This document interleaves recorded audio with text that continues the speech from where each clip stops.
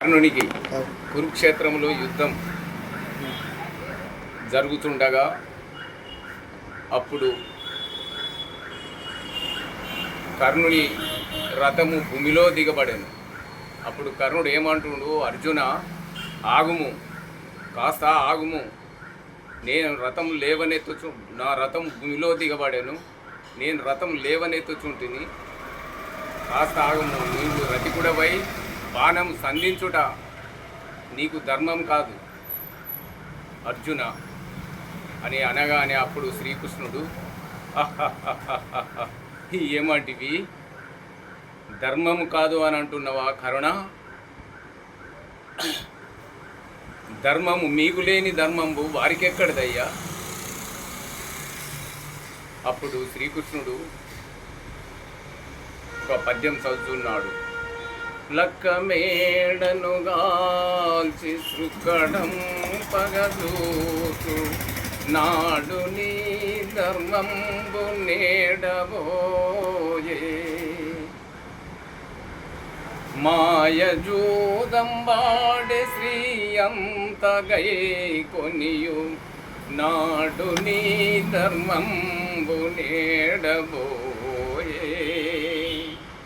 గొంకక ద్రౌపది కోకలు విడదీయు నాడు నీ ధర్మంబు నేడబోయే కరుణ 10 మంది గూడిని భద్రుని వదయించు నాడు నీ ధర్మంబు నేడబోయే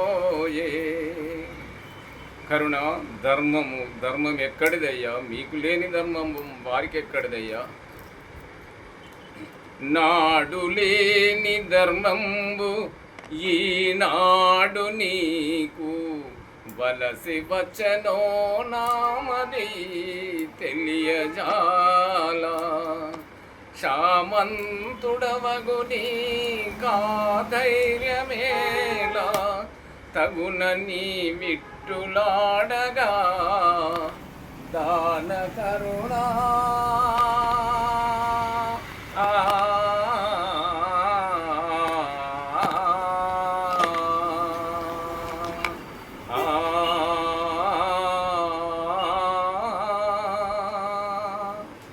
అర్జున, చూచుంటివి ఎందుకు చూస్తున్నావు?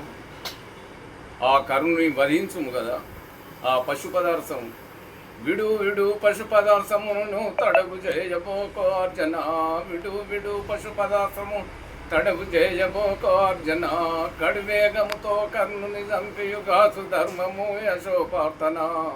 అర్జున, బాణము విడు, పశు పదార్థం విడు, చంపేయు.